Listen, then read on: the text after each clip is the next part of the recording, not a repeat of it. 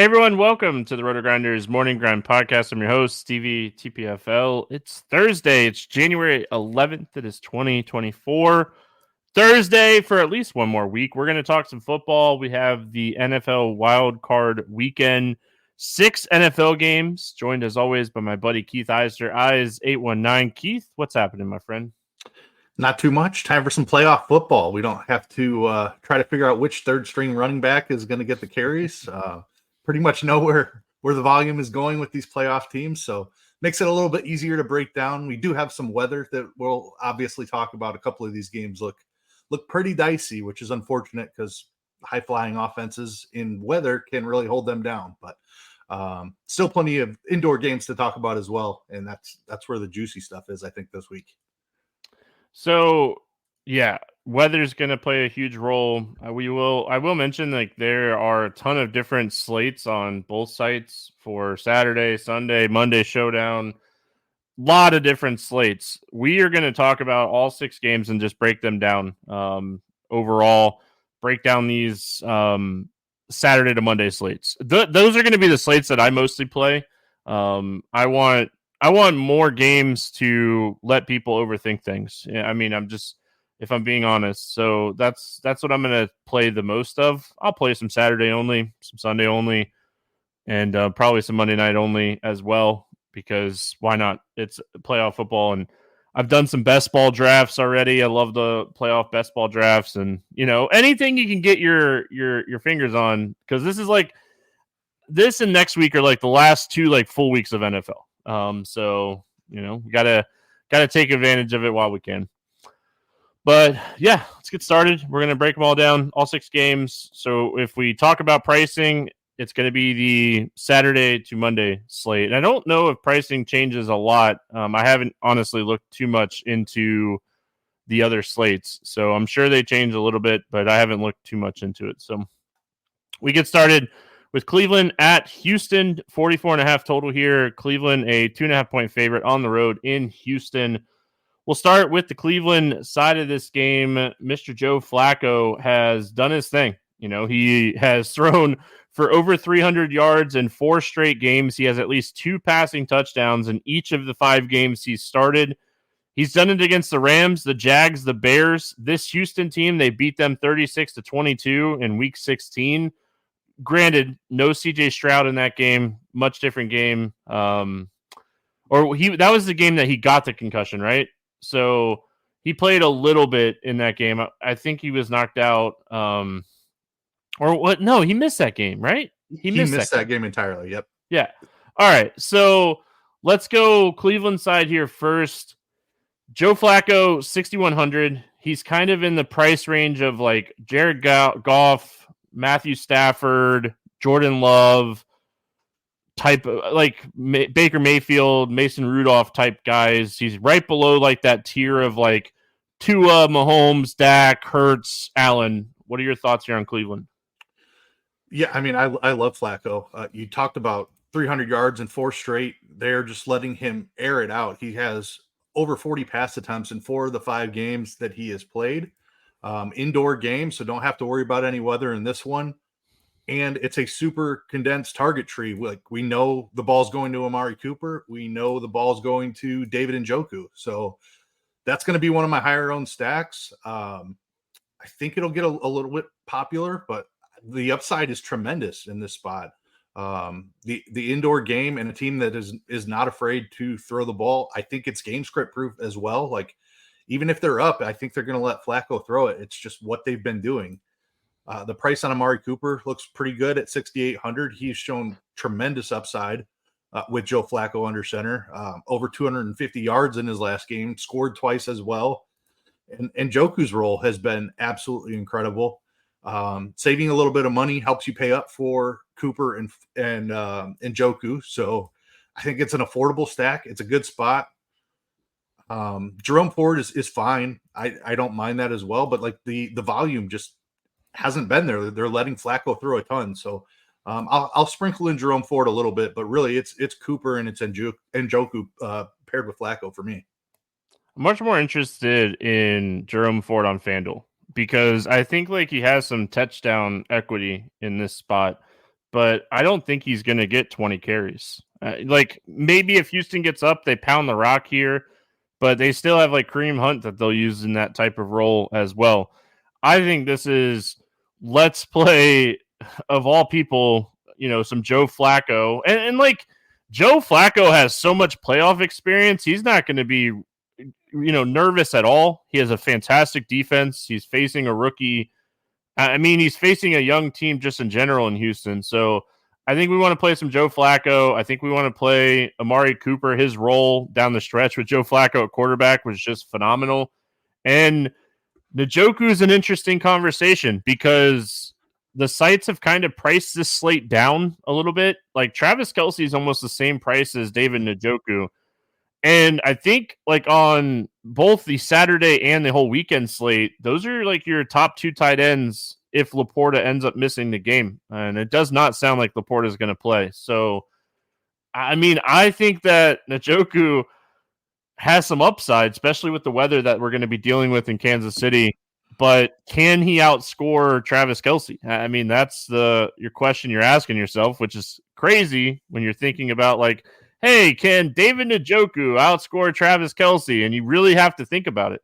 That's just kind of the Joe Flacco effect. And Joe Flacco's all in, man. I think Flacco's very much in play. He's someone that I think you should be looking at as props because they're going to chuck. And Houston down the stretch was actually struggling a lot more against the pass. So like this spot for Flacco and these pass catchers. And like you said, it's very condensed. I know I want to play Cooper. I want to play Njoku. I want to play Flacco. I think I could double stack them. And I don't think I have to take anybody else. If anybody, it would be Elijah Moore. And just because he's 4K, we might need a value player too on the slate. On the Houston side of things, how do you not like Nico Collins? 195 yards and a touchdown in a must-win game against the Colts last week. And, caught all 9 of his targets. Noah Brown's banged up. Robert Woods is banged up. I think it's Nico Collins. It's Dalton Schultz. I think you could take some shots on Singletary on this slate just because running back overall is not going to be my priority. I think all the upside and ceiling is mostly at wide receiver on this slate. And, it's hard not to say let's take some shots on Stroud, but we got to remember the Cleveland defense is good. Yeah, I totally agree with everything you said there. Nico Collins is the priority here. And as far as pairing him with Stroud, like I can save money by going to Flacco on the other side of this game. And it's a much better matchup for Flacco than it is for Stroud. That's not to say that Stroud can't get there and maybe he's the highest scoring quarterback on the slate, but it is a tough matchup. I probably still end up with a little bit just because of the indoor environment. And again, this is a tight target tree as well, especially if Noah Brown and Robert Woods miss. It's Nico Collins and it's Dalton Schultz. Don't even hate including Singletary in those. He's cheap, a good way to save some money. He has a small role in the passing game. It's not a huge role or anything, but the volume on the ground is really what we're targeting here. As far as workload goes among like cheap running backs, he's up there among the top options. So Nico Collins, very much the priority. Sprinkle in Singletary and Dalton Schultz as well, and probably end up with a Stroud stack or two. Yeah, Singletary is one of those guys that can go out, rush for 40 to 60 yards and score 2 touchdowns. That's kind of the role that you're playing for Singletary. He'll get a few targets out of the backfield. But the passing share is going to be those guys here. Kind of thought like Mechie last week would get more involved with Brown and Robert Woods out. He had 2 targets. Didn't really do anything. Johnson didn't really do anything. It was Hutchinson, but he still only had 4 targets. Not enough volume, I think, just in general here. But I do think like Houston's going to be trailing in this game. I like the Cleveland side of this game, so I think Houston's going to be trailing. Let's talk Noah Brown and Robert Woods. If either one of these guys play, would you target, either one of them here at these prices? Robert Woods is really cheap, but I would prefer Noah Brown. If all 3 of them are in, I still would play some Nico Collins in that situation. But Noah Brown has shown spike target weeks as well. So 5,100 for a guy who's live for double-digit targets, I can definitely get on board with that. Especially if the Cleveland defense is focused on Nico, maybe Brown gets loose down the field a little bit. So I don't hate Brown. Woods, I struggle with the upside. He is only 3,600 though, so I think he's in play if he sees the field. If both of them are out, I would like the cheap Houston wide receivers are in play. I think it's Hutchinson over Mechie for me as well. He just ran more routes and saw more targets. But again, it's Collins and Schultz got so much of the volume that those guys didn't really factor in. I'm kind of with you that I think Houston is playing from behind here and they have to throw the ball a little bit more. So I do think those punt type wide receivers could be in play, whether it's Woods in and you play him or you go down to a guy like Xavier Hutchinson. It's not week 13 anymore, right? Like it's not let off the gas when you're up by 21 points. It's I want to be beating a team by 4 touchdowns in the fourth quarter. So I don't think Cleveland's going to change their game plan of like airing the ball out here. So I think it's a tough spot. Like we talked about, Cleveland's defense is really good. I mean, they finished the season as the number 2 DVOA defense. They're a really good defense. Tough spot for Stroud, but it's a 6-game slate and it's playoff football. I mean, Nico Collins and Schultz are going to get targets in this game. All right, let's talk my Miami Dolphins heading to Kansas City to take on the Chiefs here. 44.5 total in this game. Kansas City is a 4-point favorite. We'll start here with the Miami side. A lot of question marks. Tyreek plays, in my opinion. I think the question marks here are going to be Jalen Waddle and Raheem Mostert. I think both of these guys end up suiting up.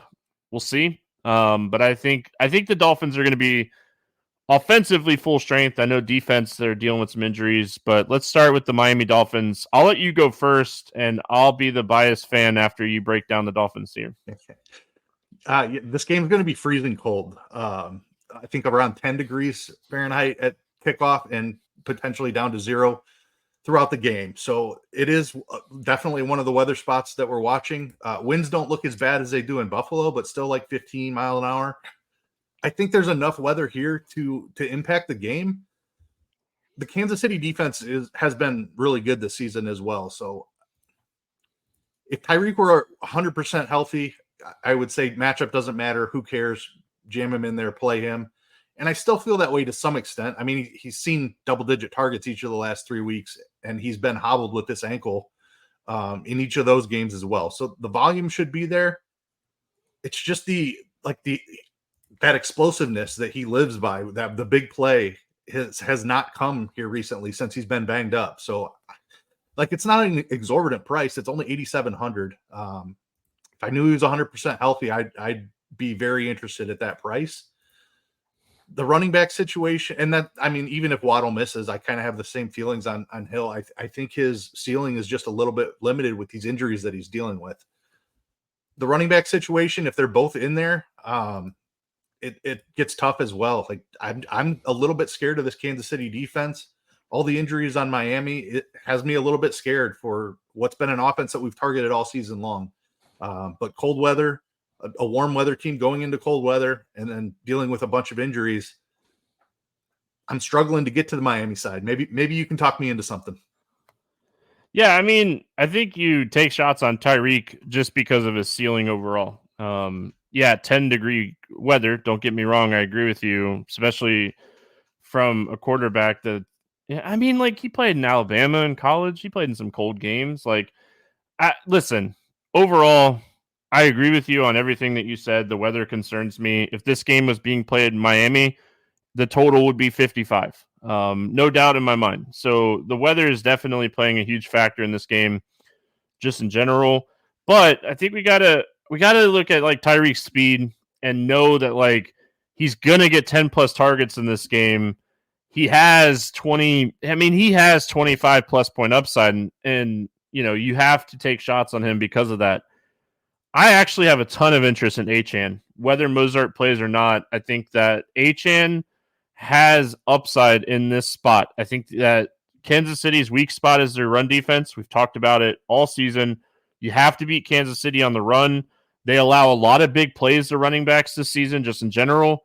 I think Achane is probably my favorite target from the Dolphins, not named Tyreek. And I don't think you need to get into playing everybody else. I mean, if Jalen Waddle plays, the price is okay. If Jalen Waddle sits, they're going to spread out the targets. I mean, Berrios was playing, Wilson was playing. We saw some Claypool play last week against Buffalo. Tyreek's going to be the guy. So I think I'm out on Tua at 7K, but I want some exposure to Achane and I want some exposure to Tyreek. If Mozart plays, I would target him more on FanDuel, where it's very touchdown dependent. I think that's where Mozart would be in play. But I think they're going to use, if I had to guess, it's at least 60-40 Achane in this game because they need his explosiveness in a cold game against a good defense. Kansas City's been a mess this season, just in general. Miami's defense is dealing with some injuries, and they're going to be down some really key pieces here. Miami, over the last 5 games to finish the season, allowed 283 passing yards per game. Fifth most or second most in the NFL over the last 5 games. Was a very interesting number when I was digging into it. Do we trust Patrick Mahomes to... it's such a weird thing, but I mean, he hasn't thrown for over 350 plus yards since week 7. And it's just so interesting. Sorry, Derek has me cracking up in the chat here. He says, for anybody just listening and not watching on YouTube, he says, cheetahs don't run well in the cold. Penguins like the cold. Waddle, waddle, waddle. I'm cracking up here. But yeah, great stuff. The Kansas City side is tough. They have not looked good all season long. Like Kelsey had his worst season in a very long time. DraftKings is really tempting us with the price here at 6,100. My first instinct says I want Isaiah Pacheco here more than I want the passing game, just because we have not seen that like elite ceiling from this Kansas City offense. The targets, I think they're going to Rashee Rice still, unless they just make a like super concentrated effort to get Kelsey involved in this spot. We talked last time the Chiefs were in play that it was Rashee Rice over Kelsey for us, and it's kind of been that way for several games ever since Rashee Rice has kind of broken out. He has been the target leader in this offense. I still lean that way. It wouldn't surprise me to see Kelsey come out here and get 15 targets, which obviously would be a smash at 6,100. I prefer, I think that Njoku is the better play straight up, just from what we've seen from Kelsey recently. That could obviously come back to bite me on this slate. But the Chiefs passing attack has not been the Chiefs that we've known the last couple of years. So it's Isaiah Pacheco is really my first target here on Kansas City. I certainly will have a couple of Mahomes stacks just because we know that elite upside is in there somewhere. We just haven't seen it in a while. Rashee Rice is going to be an important part here. I'll play some Rashee Rice on his own in lineups that I don't have Pacheco as well. But again, cold weather game. I'm leaning to the ground game here. It's Pacheco first for me. So these two teams played in week 9. And as a Dolphins fan, I try to watch as many Dolphins games as possible. And they doubled Kelsey as much as they possibly could.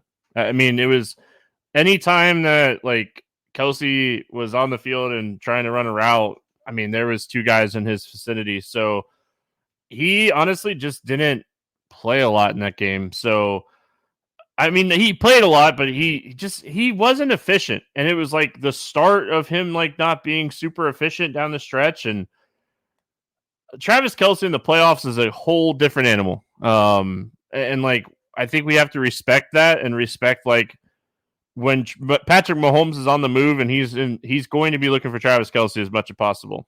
But we saw Rashee Rice get a huge roll down the stretch. These 2 guys are the 2 guys I want to target in the passing game. I'm with you. I probably have more interest in Pacheco. Miami's run defense was really strong down the stretch. So I think overall it's taking shots on Rice, Kelsey, Pacheco. And I think if you're playing anything more than 5 teams, I think it's silly not to have at least one Patrick Mahomes, Travis Kelce stack, just because it's playoff football. I mean, who is Patrick Mahomes going to target 15 times in the game in the playoffs? Well, he's going to target Travis Kelce. So I think that if you're building a lot of teams, you have to consider building a Mahomes Kelce build. All right, Pittsburgh at Buffalo. Let me do a quick refresh here. This total has just been dropping. 30, 36 and a half is the current total. Buffalo is a 10-point favorite, and the reason that this game is dropping: cold, windy, potentially snow, temps in the 20s, winds around 15 to 30 mile an hour winds. It's an awful, awful football weather, and I'm sure the Buffalo Bills Mafia will be rowdy and ready to go here. I'll sit on my couch in the warm Florida weather and watch this one. Let's go Pittsburgh first. I think they have one of the toughest matchups and toughest thing to overcome this week. But I also think that they're going to have some of the lowest ownership this week as well. What do you like here, if anything, for the Steelers? Yeah, definitely keeping an eye on the weather report. It looks like potentially the worst weather game of the entire season. So that's very important.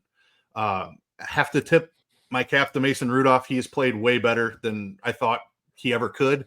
Little bit of a step back last week, but really tough matchup against Baltimore. I can't see myself targeting the passing game here. I know Pickens had a couple of huge games in a row there. 0 targets for him last week, unfortunately. But Deontay Johnson caught a long touchdown pass. So the passing game has shown upside.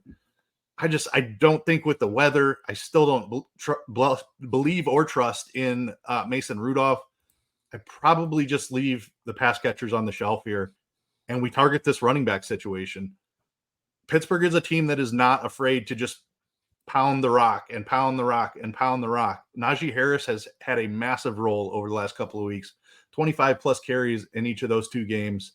Jaylen Warren's still very much involved, but I think with the weather here, this could be a massive volume spot for these 2 guys. If they are throwing, Jaylen Warren's very involved in the short passing game as well. So it's running backs for me here. It's both of them. If I had to choose one, I think it's Najee Harris, just because I feel good about that volume. Explosive plays are really tough, especially if we get some precipitation here. That would generally be why I'm playing Jaylen Warren. I think Najee Harris is getting 20 opportunities here on the ground. It might end poorly. He might have like a 20 carries for 40 yards type of game. He also might have 20 carries for 100 yards and 2 touchdowns. So I think the upside is there for Najee Harris just based on volume. I don't mind Jaylen Warren as well, but it's Najee for me slightly. Yeah, DeJounte scored like 14 points in one play last week, so It's really hard to trust that at all. I mean, I think if I was going to play DeJounte or Pickens, I think I'd go back to Pickens. I think Pickens has a much better role than DeJounte, and we saw Buffalo just kind of shut down Pickens and Rudolph look elsewhere. But, I mean, I'm with you. I think the running game is what we want to look at here for Pittsburgh. Just overall. And I think we should at least mention like the Steelers defense here. Obviously they're going to be without, it sounds like they'll be without Watt, and that's one of their big pieces, but they're 2,600. I'm not playing the Packers defense against Dallas. I get why people would take that shot. I think Dallas at home, I would much rather play like a snowy, more chances to fumble, more chances for weird stuff to happen type of spot here with like Pittsburgh's defense. I think Buffalo is one of the top defenses on the slate, but I think Pittsburgh's defense is one of those cheap defenses that you could take some shots on. As far as the running back situation, if you're playing like a 20-entry max, I 0-1 them and put them both in a group and get probably like 20 to 25% exposure to Harris and probably like the 15% range on Warren. And I think Warren's biggest role and his biggest upside comes Pittsburgh gets down in this game and he gets 5 to 8 catches out of the backfield and doesn't fumble twice. That was his biggest thing against Baltimore last week. He fumbled that second time, and I don't know if he saw the field after that. They strictly let Najee do his thing, and Najee showed his upside last week, so I'm with you. I like Najee more, but I think he's going to have more ownership too. We don't have ownership up yet, so that'll be up probably tomorrow. Let's go to the Buffalo side. Josh Allen's 8K. Josh Allen, in any type of game that's going to be competitive, can run for 50-plus yards and a touchdown or two. His upside is in that. We saw last week against Miami and, against New England the week before, James Cook's role is kind of getting eaten into a little bit by Leonard Fournette, and they brought in Leonard Fournette to kind of like be that like tough runner up the field type of runner. And then they have Murray sitting there too, who can rush it in with Josh Allen. So tough matchup. Pittsburgh's defense is going to be missing a piece here that's obviously huge, but what do we like here for Buffalo? Yeah, the running back situation is tough. Like right when James Cook is starting to break out a little bit, it seemed like then they started mixing in Fournette, and then Cook hasn't been efficient in the last couple of games. I don't trust Buffalo to run the ball enough, even in weather. Like, and if they do, like Josh Allen is involved as well. So really struggling with the running backs here. The weather has me hesitant on the passing game. I like the Gabe Davis price if the weather was better, but it's going to be really tough for him to get down the field in 30-degree winds. Shakir's had a pretty decent role here, 6 targets last week. So I think punting with Shakir. The reason I'm even like considering this, I want to play some Josh Allen. Like he has the highest upside on the slate, even in the weather, just because of he can run. Like if he ran for 2 touchdowns, it wouldn't surprise anybody. He actually did that against New England and against the Chargers the week before that. So like, I think I would bet Josh Allen anytime touchdown. I don't know what the odds are, but I think it's a good bet that he finds the end zone on the ground in this game. I think he has more rushing upside than usual. Obviously in the regular season, pretty confident they were going to make the playoffs. I know it got a little dicey there towards the end of the season, but like they protect him during the regular season. Different story in the playoffs. The gloves are off, no training wheels whatsoever. Allen should be running at least 10 times in this spot. So love the rushing upside here. A little scared of the passing upside because of the weather, but I still want some Josh Allen. I don't know that I'm paying for Diggs. I don't trust Gabe Davis because he gets his targets down the field. I think Shakir's my favorite wide receiver. And then the tight ends are tough with Knox back. Kincaid has seen the role grow again here recently, but I think his touchdown upside is limited with Dawson Knox in there. Maybe just going up to Allen and then cheap with like a Shakir Dawson Knox type of thing is how I'm playing this. But I definitely want exposure to Josh Allen. I'm struggling with which pass catchers I trust at this point. So I might just go cheap with them. I think we have to look at like how much Kincaid was on the field and targeted last week. Josh Allen has found trust in this young tight end. And I mean, Dawson Knox still can steal a touchdown away because they love him in the red zone. But I think like Kincaid, easy, quick throws, I love the Shakir call because quick throws, little like wide receiver screens, like you try to get your speed guys involved. So I like the Shakir call. I'll definitely have some Diggs. I'll definitely have some Allen, but I want to see ownership, man. Is ownership going to be really low because of the weather, or are people just going to play Buffalo because it's the playoffs and it's Buffalo? So, all right, Green Bay at Dallas, 50.5 total in this game. Dallas is 7.5 point favorite. Let's start with Green Bay. We'll see what AJ Dillon's got going on, whether he'll be back or not. He's dealing with like a neck and thumb injury. From what I've read is he has struggled to like carry the football with the thumb injury. So I think if that happens, Aaron Jones is going to get a lot of work in this game and be on the field a ton. He's a guy that can catch the ball to the backfield. But, I mean, if at this point, it's really hard not to just say, let's take some shots on Jaden Reed. If Christian Watson comes back, he might be the most underpriced player on the slate. Yeah, I mean, you have to have interest in this Green Bay offense. Jordan Love has looked very good over the last couple of weeks. I expect Dallas to be playing from ahead, and that means a lot of Jordan Love dropbacks. If A.J. Dillon is out, Aaron Jones is one of the top running back plays on the slate. You know the volume is locked in. You talked about the pass-catching ability in a trailing game script. I think he'd be very involved in the passing game. Love the Jaden Reed call as well. Just looks like a very talented wide receiver, has had an awesome season. If Watson is in there, depending on ownership, I think Reed would be an awesome pivot if everybody wants to play Watson just because he's cheaper. I'm interested in all these wide receivers. Like Wicks has had a decent role if Christian Watson is out. Dubs was out also last week, I believe. He got hurt during the game. It was really early in that game. And Wicks came on strong. Even if those guys are in, though, I don't know. I think Wicks is talented also. Yep. Bo Melton has even looked pretty good. Like, they have a good stable of young wide receivers here. You probably need Watson and Dubs out to consider Melton, I think. But Jaden Reed's in play no matter who's on the field. I kind of want to lean Wicks in play as long as one of Dobbs or Watson misses. But I'm interested in whoever's out there on the field. I think there's a ton of upside in this Green Bay passing attack. Another indoor game here. I feel Dallas should be playing from ahead in this one, which means that Green Bay is going to be throwing it a ton. The tight end situation, we saw Musgrave come back, but he was very limited in that Week 18 game, and Tucker Kraft was still very involved. So I don't know that I'm messing with the tight ends. I think I have more interest in the wide receivers just for bigger playability. I think it matters whether or not like Laporta plays, and like, do we get a cheap tight end that we can trust outside of like Schultz and Kincaid? So I think like overall, I don't hate taking a shot on either one of these tight ends, but I think I'd lean Kraft. I don't know. I don't know if Musgrave is like 100% yet. And like it was something with his kidney or something, right? Like, it's not. Yeah, he took a really nasty shot. Yeah. Like, and there was some internal stuff going on. It was really bad there. So I agree. I don't think he's quite 100% yet.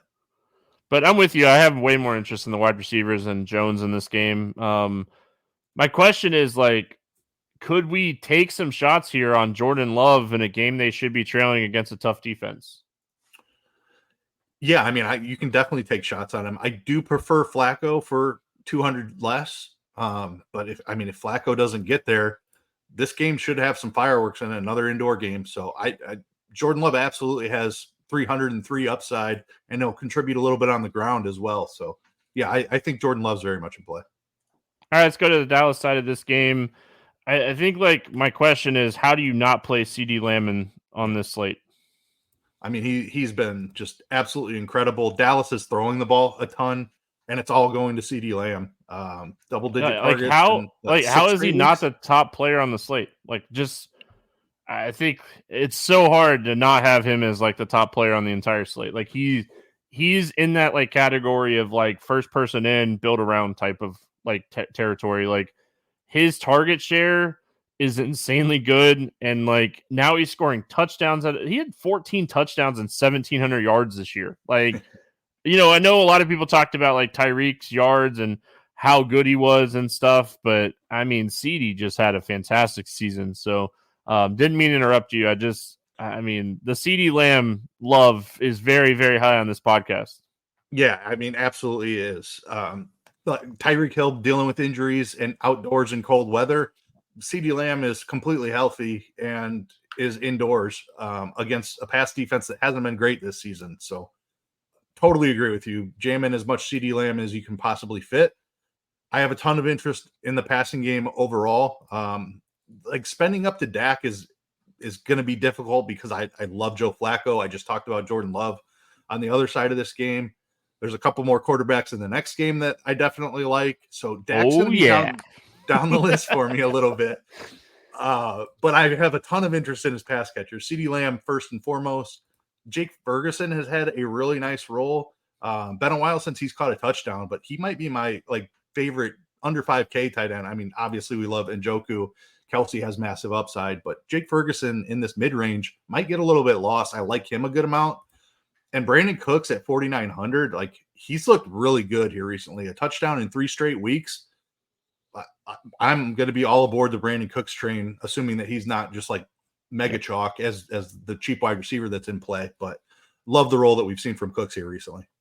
Yeah, I don't think you have to play Dak. I think you could just play 2 of Lamb, Cooks, and Ferguson and double stack his guys. Like, whether you want to play Jordan Love, whether you want to play, I mean, there's obviously options: Reed, Watson, Wicks, whoever plays, Aaron Jones. But it's a 6-game playoff slate.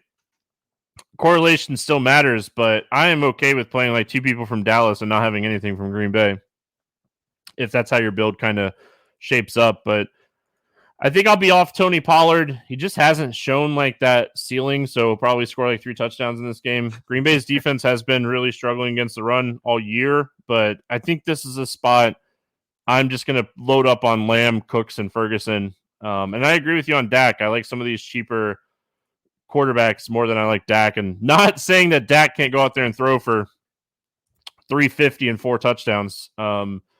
I mean, they're not going to take him out of this game. They're going to let him go and have a field day here. So if you end up on Dak, or if you're building playoff best ball teams, Dallas stacks is that's like my main stack as much as I can right now, because I think that there's value in Cooks and there's value in Ferguson in those best ball drafts. And if you can get Lamb and Dak early in those drafts and get those cheap guys, you can stack Dallas and just hope they go all the way to the championship here, or Super Bowl.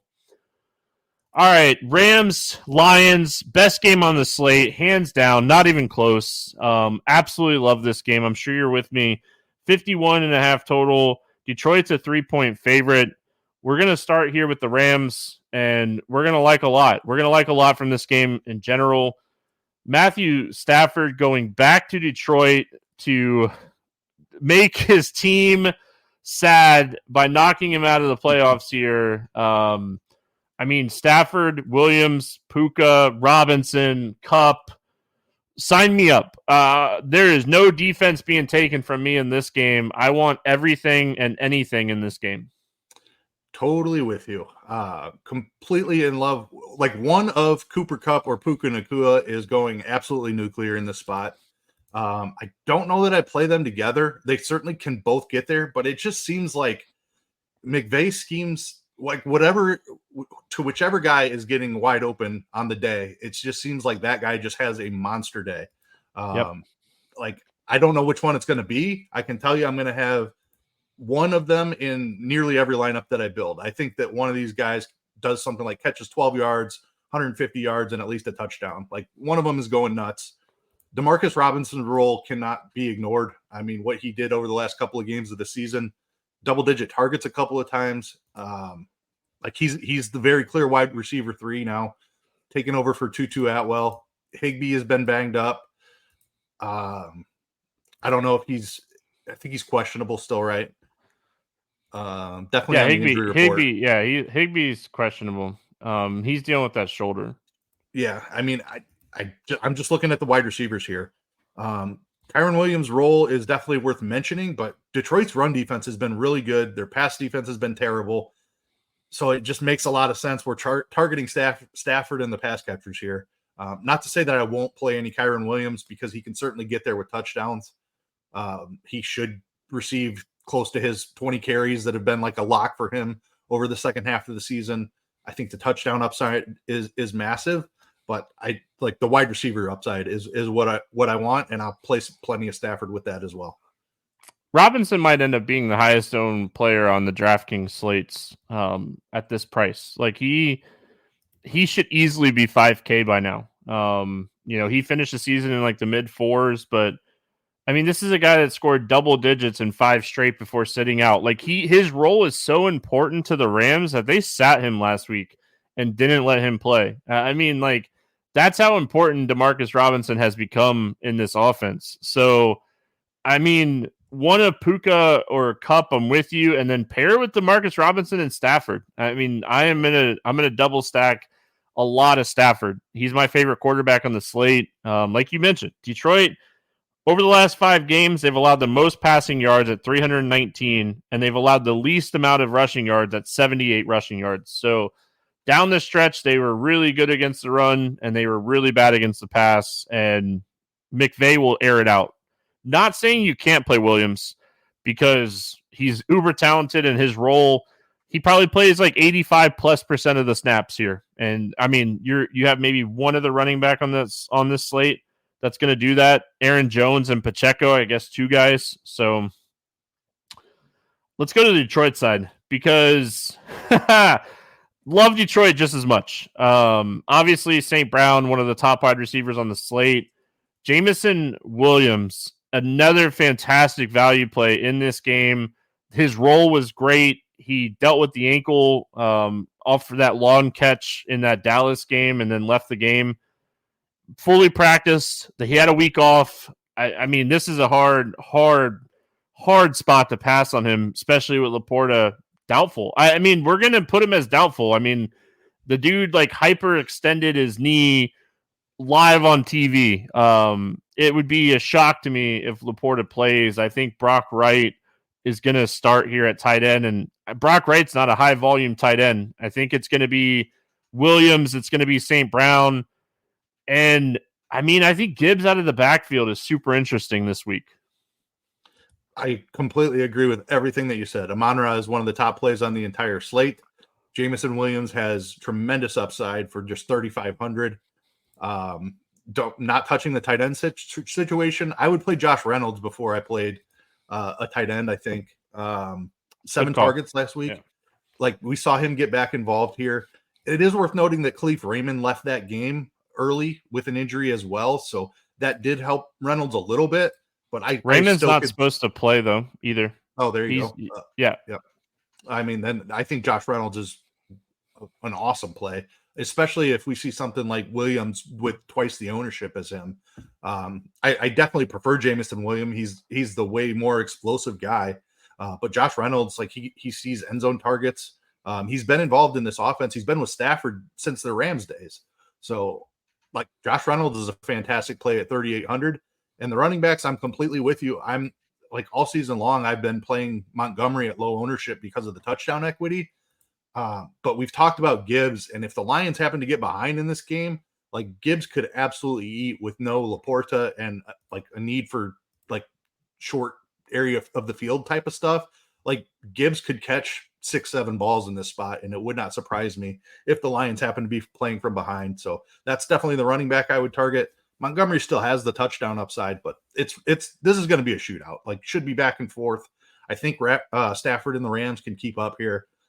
They're going to push this Detroit offense, and that's exactly what we want in this dome where we love to target games. So Lions passing game, wheels up. This whole game wheels up. I mean, oh yeah, this is just that game that I know I'm going to be watching. I know I'm going to bet the over, and I know I'm going to target a ton from because I mean, it sets up as such a fantastic game. All right, we got Philadelphia going to Tampa. This game is currently at 43.5, and Philadelphia is a 3-point favorite. I know Tampa's like at home. Philly's definitely the favorite in this game. Let's start with Philadelphia like we normally do here, going to the visiting team first. And Jalen Hurts, I mean, they say X-ray showed his finger is good to go. Swift got banged up in that game. A.J. Brown got banged up in that game. Devontae Smith has been dealing with an ankle injury. Like, Dallas Goedert might be the best tight end play on the slate because everyone for Philadelphia is banged up, and he might see like 8+ targets in this game. Yeah, tough scenes for Philly, man. They're limping to the finish line here. They've looked really bad for several weeks in a row now. I mean, when you can't put up points on the Giants, and that's before the Hurts finger thing, like they look bad even in the beginning of that game when Hurts was fine. It's really tough here. Tampa Bay's defense played really well last week as well. I know we always want to attack Tampa Bay through the pass, and Philly theoretically has one of the most talented passing units in the league, but it has looked really, really rough for a couple of weeks here. Like, I just can't see myself paying up for a hobbled A.J. Brown over Amon-Ra St. Brown or CeeDee Lamb or Tyreek Hill even. Like, these Philly guys are going to be way down the list. The running back situation, like, just has never taken off all year. Swift came out of the gates really hot and then kind of slowed down. It was just an illness last week, so I assume that Swift will be fine in this game, and that takes Gainwell out of play. It's Dallas Goedert is the only like real comfortable Philly click here. I probably end up pairing him with Hurts on a couple of teams just because he has that same double two touchdown rushing touchdown upside that Josh Allen does, and maybe he rushes 2 in and throws for 2 and is just the quarterback that you have to have. So I still play Hurts a little bit, but again, way down my list. Similar to Dak, like I'm not going to get to a ton of him. It's the ceiling that I'm chasing on a couple lineups out of 40 or whatever I end up making. Derek in YouTube chat asks, Gainwell in play for a cheap running back. Swift would have to be out. Yeah. For me to touch. I think Swift would be the guy I would play in the backfield here. But I honestly don't want to play running back. I mean, if AJ Brown plays, he could be like sneaky good. Like Tampa's really bad against the pass. He got banged up last week. He's going to have a question mark next to his name up until Monday night, and he's expensive. So I think like a lot 4% owned. Yeah, I mean, how do you click AJ Brown over St. Brown? I mean, they're the same price basically. So I mean, I think AJ is going to have a really low ownership. But I mean, it's risky. There's nothing safe here for Philadelphia, but I mean, I think Philly's going to put up a fight here against Tampa. Let's go to the Tampa side of this game. You got to attack Philadelphia through the pass. So we say. I mean, the run defense has been okay, but I mean, they've just got scorched on the ground like every game to end the season. It feels like. But, I mean, you got to attack them through the passing game. Baker Mayfield, cheap here at 5,800. What are we doing with this Tampa team? I mean, obviously, we know the role for, like, Rashard White is fantastic. We're seeing Trey Palmer get more involved in the passing game. What are your thoughts of Tampa? Yeah, I'll start with Baker. I just don't see him having the same upside as Stafford or Goff in the last game, who are indoors, as Joe Flacco in the first game, who's indoors. Like, not that weather should be a problem in Tampa this time of year, but hey, listen, it's like 45 right now.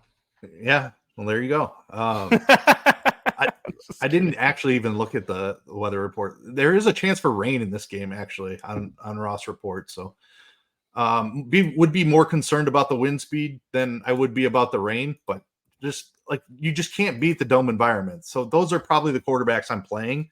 The other side of that is, where the upside is in the receiver room for Tampa Bay. Just play Mike Evans. Like, if Baker's going to go off and have a huge game, it's more than likely that Mike Evans is coming with him. So I think I would rather spend up for a different quarterback with more upside, not necessarily spend up, but just go a different direction at quarterback and play Mike Evans. He's my favorite target from Tampa here. You mentioned Philly's pass defense has been really struggling this season. The run defense was outstanding for most of the year and then kind of fell off, but it's still Mike Evans is the way that I want to try to beat this team or get exposure to ceiling for Tampa. Godwin is fine, but he probably needs to catch 10 balls and find the end zone, which I think he has like 2 or 3 touchdowns all season long. It's Mike Evans is the guy that has 2 touchdown upside, could go off for 150 plus yards. So Evans is my main target. Rashad White is a tough click in this matchup. The role is phenomenal. I wouldn't try to talk anybody off of him. He could certainly get there, but I'm not in love with it. I would much rather play Pittsburgh running backs even than Rashad White. I like the Trey Palmer call, like as far as a punt wide receiver. Depending on who gains the steam, I think Demarcus Robinson is going to be more popular. I think Jamison Williams will be more popular. If you're looking for a pivot in that 3K range, I like that Palmer call quite a bit. I think I'd still prefer like Shakir over Palmer, but yeah. I mean, you got to beat Philadelphia typically through the pass. Like I said, they've really struggled down the stretch against the run. We saw Saquon just have a field day last week against Philadelphia, and they didn't really start pulling people until the third quarter of that game. So Saquon was having a field day before that happened. One more question in chat from Richie before we play the morning grind game. Who's the cheapest tight end you feel okay playing? Goddard or a flyer on right, or Mitchell if Laporta sits? Cheapest tight end. I mean, I certainly feel fine going at Ferguson or Kincaid, who are just slightly 100 and 200 cheaper than Goddard. I feel okay playing a Green Bay tight end, and I think we both agreed that it was Kraft over Musgrave. We don't think that Musgrave is quite healthy yet. I don't know. Like Brock Wright, you're just touchdown hunting. He's not going to catch more than 4 balls. I think that would be a surprise if he caught more than 4 balls in this offense. So, like, I feel most comfortable with Schultz probably in the 4K range, like as far as the cheapest guy I would play. But if you're playing large field tournaments, I don't hate shots on Tucker Kraft or Brock Wright. I think it's okay also. Yeah, and if Higbee sits, I think I'd take some shots on Allen before I'd play Brock Wright, Davis Allen. But I mean, that's just a game environment. I like the game environment in that game. Like Dawson Knox I know the weather's terrible in Buffalo, but I feel like Dawson Knox has a better chance of catching a touchdown than Brock Wright. Yeah, I mean, Knox could catch too, and it wouldn't shock anybody. So, all right, let's play the morning grind game, and then we'll get out of here. Back talking basketball tomorrow. Man, basketball not good for me on Wednesday night. It was like these blowouts are just like, gosh, they're driving me crazy in the NBA right now. All right. As always, let's play the morning grind game for NFL. Quarterback for 300 plus passing yards. Who do you got? I mean, the guy's done it in 4 straight. Who else could I go to but Joe Flacco? All right. Flacco. I'm going to go Stafford returning to Detroit. It has nothing to do with that. I think that this game's just going to be one of those very fast-paced, high-scoring games. Low-owned running back for a touchdown. So you made a comment that kind of surprised. You said Najee Harris was going to be a little bit popular. Nobody likes clicking Najee Harris. I know. I think he okay. I said he might be a little popular. I didn't say that I think he's going to be chalky. Okay. Yeah. I mean, I love Najee Harris in this spot. The volume's been incredible. The weather there should force Pittsburgh on the ground. I think that Pittsburgh would play it heavy through the ground anyway, just to try to keep Josh Allen off the field, even if the weather forecast clears up. So very confident in that role for Najee Harris. Yeah, I'm gonna go James Cook. And I mean, there's so many ways that this guy can get a touchdown. So give me James Cook. Give me a quarterback, wide receiver stack for a touchdown. Give me Jared Goff to Amon-Ra St. Brown. No Matt Laporta, we're kind of assuming. They love targeting Laporta down there in the red zone. So I like St. Brown, not only to rack up a ton of catches, but also find the end zone. I'm going to go Flacco to Amari Cooper. Love it. That's the other one I was considering as well. Amari's role, man, has just been awesome with Flacco. Yeah, I mean, the cheat code would be Dak to CD, but I didn't want to give the cheat code out. Give me a wide receiver with 8+ targets this week. Went back and forth on this one. I'm going to land on Puka Nacua going into Detroit. I think the Rams are throwing a ton in this spot. I was going back and forth with Kupp or Nacua. I'm on the Puka side this week. Going to have a ton of both of them. Yeah, I mean, you just gotta. There's no sides anymore. You just play them both. I mean, listen, St. Brown would be a cheat code. CD, Tyreek, those guys. I mean, we're not cheat coding it up here. Give me Nico Collins. Sure. He might even be a cheat code. Tight end for a touchdown. Who's scoring this week? Give me Jake Ferguson. Cowboys are going to be throwing it a ton. Guessing CD finds the end zone at least once as well, but there's plenty of volume to go around for Jake Ferguson to find the end zone. I like it. I'm going to go Njoku. I mean, that's who I wrote down. So give me Njoku. Does Njoku outscore Travis Kelce and Dallas Goedert? I mean, that's the question I think a lot of people are going to be asking themselves this week. Goddard's price is fantastic. You know, if we don't get news before Saturday and going into Sunday about like AJ Brown and Devontae Smith, we might get really, really good ownership on Goddard going into Monday night. Defense for 10+ points. I'm going to the game that you probably expected me to, but your Pittsburgh call, I absolutely love that. And I think they're going to give up some points against Buffalo, but Josh Allen has been very turnover prone this year. The weather is going to be a factor here if the forecast holds. So they're cheap. I'm going to have a ton of Pittsburgh defense. I think they can score a touchdown in this spot. I think they could turn Allen over multiple times. I mean, I don't hate it at all. I hear you, and you took my pick, but it's okay. As a Dolphins fan, this pains me so much. But I'm going to take the Kansas City defense. We're getting them under 3K. We try not to go expensive defenses on this question when we do this every week, but give me Kansas City for 10+ points. They put up 14 points against 12 points and only allowed 14 points against the Dolphins earlier this year. So give me Kansas City. They're going to get after Tua in this game, and if Tyreek doesn't have a monster game, Achane doesn't break off big runs, Miami's going to be in trouble here if their playmakers don't make big plays. Shocking. Against the spread or money line, heading to the betting portion of the show. What do you got for us this week? The Houston Texans have been an awesome story this year, but Joe Flacco has been the story of the NFL. Cleveland -2.5 going into Houston. I think Joe Flacco gets it done. Well, guess what? I'm going to agree with you. I don't have another one. That's my pick too. I am with you. I already bet this. Love Cleveland -2.5 right there with you. Over-under bet. What do you got for us on an over-under bet this week?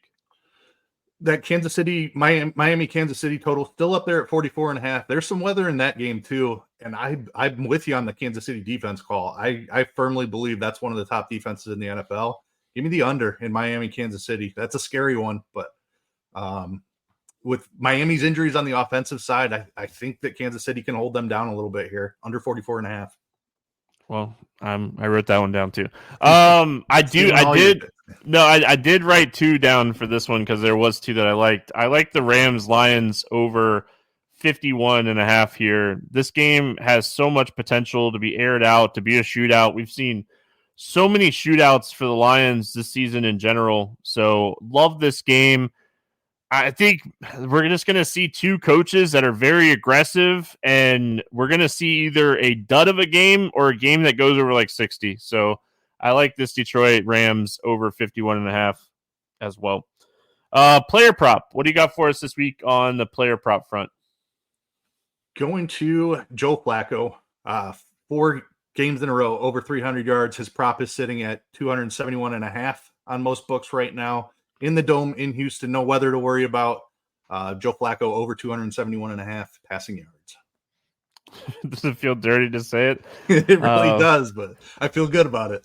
Yeah. So, okay. I bet this at like 265.5, and I still feel really good about it at the current 274.5 numbers. So I'm going to give it out, but I'm going to take Matthew Stafford over 274.5 passing yards. This dude has so many weapons just in general. He's gone over this passing total in 4 of the last 5 games. You have to beat Detroit through the air, like we've talked about so much. Detroit, 319 passing yards allowed average over the last 5 games of the season. Really like this spot for Stafford. I'm going to take his over. Let's go to the Pick'em streets. Let's finish the wild card weekend off with a strong 2-pick play here. What do you got for us in the Pick'em streets? All right, let's do it. Talked about Josh Allen. They kind of take care of him during the regular season. Playoff time is different. We've got weather in Buffalo, might make passing the ball extremely difficult. Josh Allen, more than 37.5 rushing yards. Yeah, I like that one. We'll pair it with my boy, Amon St. Brown. Love Amon-Ra St. Brown this week. We're going to take over or more than 7.5 receptions for him. This, like I said, if this game duds, I'm going to come on here next week and say I had a bad week because I'm going to be way overweight on this game. So give me St. Brown more than 7.5 receptions this week. Should be a fun weekend. I'm excited for wildcard weekend. My team's still in it. Your team is floating around with a number 1 pick, and we'll see what the Bears end up doing with that. Keith, any final thoughts before we get out of here? No, fun slate. The 6-gamer, I think, like you talked about at the top of the show, looks really, really good, especially with the weather stuff. I think there are a lot of angles. Like we talked about AJ Brown being completely unowned more than likely. So I think the 6-gamer is a really, really fun slate. And there's some decent prize pools. The huge prize pools are going to be on the individual days, but definitely don't forget about that 6-gamer too, because it looks really, really good. Yeah, I mean, I'm okay with smaller prize pools just in general, because I think that there's a little bit more edge on the 6-game slate. Like, especially when you think about like the Eagles' injuries and like how people probably aren't going to touch that situation on a 6-game slate when it's a whole different day, just sets up nice contrarian wise. So I think that I prefer the 6-game slate. I'll definitely play some of the 3-game Sunday slate. I don't love the 2-game Saturday slate. I think that the build for the 2-game Saturday slate is Joe Flacco. Yeah. I mean, and maybe I'll build like a single entry team and throw it in a bunch of single entry stuff for that slate. But hope everyone has a fantastic weekend. We're back tomorrow with more NBA. Good luck, everyone. We'll see you then.